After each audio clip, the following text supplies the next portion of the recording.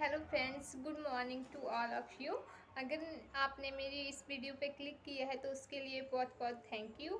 तो फ्रेंड्स, जैसे कि आज हम बात करेंगे कि बच्चों को घर पर स्टडी कराना बहुत ईज़ी टास्क नहीं होता है। कई बार तो ऐसा होता है कि बच्चे फट से सारा होमवर्क ख़त्म कर लेते हैं। कई बार पेरेंट्स को बहुत ज़्यादा प्रॉब्लम्स आती हैं। तो ऐसा होता है कि बच्चों का जो माइंड है, जो बच्चों का ध्यान है, मोस्टली स्टडी करवाते समय बहुत ज़्यादा डाइवर्ट हो जाता है। तो वो कौन सी मेन मिस्टेक है जो पेरेंट्स से हो जाती है, लेकिन उनको पता भी नहीं लगता कि हम क्यों बच्चा ऐसा कर रहा है। तो हम क्या ऐसा करें कि जिससे बच्चा अपना होमवर्क है जल्दी से कंप्लीट कर लें। तो इसी टॉपिक को मेन ध्यान में रखते हुए मैं आपसे छोटी सी बात ट्रिक्स है जो उससे शेयर करूँगी कि अगर हम ऐसी गलतियाँ ना करें तो हो सकता है कि हमारे बच्चों की जो स्टडी है, जो होमवर्क है, वो जल्दी से कंप्लीट कर लें। तो वीडियो को शुरू करने से पहले एक बार आप मेरी वीडियो को लाइक, शेयर एंड सब्सक्राइब कर दीजिए। तो पेरेंट्स, जो मेन टॉपिक है, मेन ट्रिक है कि जब हम हमारे बच्चों को स्टडी करते हैं तो उससे जो मेन प्रॉब्लम होती है हमारे मोबाइल फ़ोन से ही होती है। बच्चे सारा दिन कार्टून देख रहे होते हैं, तो जब हम बच्चों को स्टडी करवाने बैठते हैं तो क्या होता है कि जो मम्मीज़ हैं अपना मोबाइल फ़ोन हम साथ में रखती हैं। तो मोबाइल फ़ोन साथ में रखते हैं, कहीं न कहीं हमारे फ़ोन पर किसी की कॉल आ जाती है, तो कहीं न कहीं मैसेज आ जाता है, तो कोई भी एमएमएस हमें सेंड करता है, तो उसकी नोटिफिकेशन जब मैं हमें मिलती है तो बच्चे का माइंड है जो टोटली फ़ोन पर चला जाता है कि हाँ, वहाँ किसी कार्टून आए होंगे, तो किसी का फ़ोन आया होगा, तो कुछ आया होगा। कि झट से मम्मी देखे फ़ोन और हम कुछ ना कुछ बहाना बनाएं तो या तो स्टडी में कोई ना कोई आनाकानी करें। हो सकता है किसी का फ़ोन आए तो मम्मी कॉल पर लग जाए। तो कहीं ये भी होता है कि अगर किसी का फ़ोन हमें आ जाता है तो वो कई बार कॉल ज़रूरी होती है और पेरेंट्स को उठानी ही पड़ती है। जब हम फ़ोन उठाते हैं तो बच्चों को तो माइंड वाइट होना है। अगर हम फ़ोन पर बात कर रहे हैं तो बच्चों स्टडी में ध्यान देकर उनको करना भी क्या है। उन्हें के तो पहले ही ये चाहिए कि हमें स्टडी ना करनी पड़े और हमें मम्मी बोल दे कि जाओ तुम 2 मिनट खेल खेल लो, फिर हम स्टडी करेंगे। तो एक ये बात अवॉइड करिए कि अगर आप बच्चों को स्टडी करवा रहे हैं तो उनका होमवर्क करवा रहे हैं तो प्लीज़ आप फ़ोन को साथ में मत लेकर बैठिए। आप कई बार आपको फ़ोन को स्विच ऑफ कर दीजिए, तो नहीं हो तो उसको साइलेंट मोड पर करके साइड पे रख दीजिए कि जैसे बच्चों को ये ना शो हो कि हम स्टडी कर रहे हैं तो हमारे पास मोबाइल फ़ोन पड़ा है। तो जो सेकंड थिंग है वो है कि अगर आप बच्चों को स्टडी करवा रहे हैं तो कोशिश कीजिए कि आप उनको सेपरेट रूम में स्टडी करवाइए। सेपरेट रूम का मतलब है, मेरे कहने का मतलब है, कई बार जॉइंट फैमिलीज होती है तो वहाँ सारे लोग बैठे हुए तो मम्मी लोग क्या करते हैं कि बच्चों को वहाँ ही बैग लेकर उनका बैठ जाते हैं और उनको स्टडी करवाने लग जाते हैं।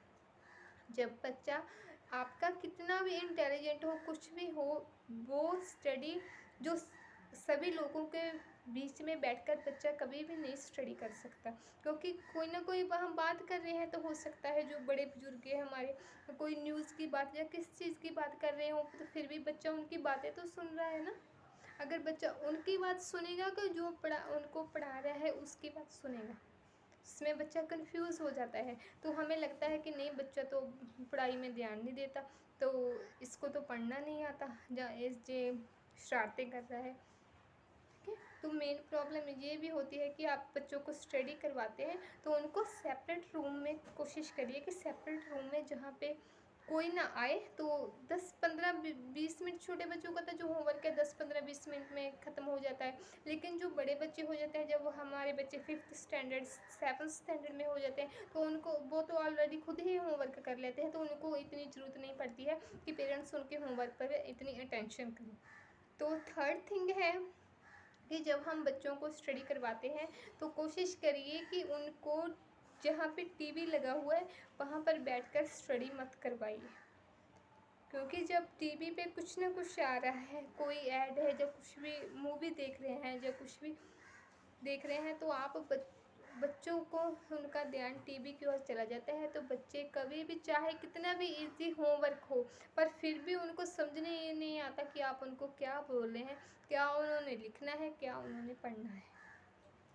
कि वैसे मम्मीज़ को ऐसा होता है कि जो उनका रूम होता है, तो वहाँ पे वे कोई मूवी प्ले कर रहे थे कि मोस्टली मम्मीज़ को लगता है कि हम इसकी जो वॉल्यूम है वो कम कर देते हैं, इसकी वॉल्यूम बंद कर देते हैं, तो वहीं बच्चों को बैग रखा होता है, वहीं बच्चे को पढ़ा देते हैं, और टीवी की वॉल्यूम लो होती है, तो मम्मीज़ क्या करते हैं, एक बार तो बच्चों को कुछ कहते हैं, दूसरी बार टीवी को आप देख रहे हैं। तो यही मेन छोटी छोटी चीज़ें हैं, तो हम यही गलतियाँ कर देते हैं कि बच्चों को जब हम पढ़ाते हैं तो ये अभी हमारे माइंड में कभी नहीं आता कि जहाँ पे से हमने गलती की है, तो इसलिए बच्चे के जो इंटरेस्ट है स्टडी में लूज हुआ है। तो फोर्थ थिंग है कि जब हम बच्चे को होमवर्क करवाते हैं तो आप कोशिश करिए कि आपको ये पता चल जाता है कि आपके बच्चे को कौन से सब्जेक्ट की जो होमवर्क है वो इजी लगता है और कौन सा सब्जेक्ट है जो औखा लगता है। तो आप कोशिश करिए जिस सब्जेक्ट में आपके बच्चे को इजी लग रहा है तो पहले उन सब्जेक्ट्स का होमवर्क आप बच्चे को करवाइए।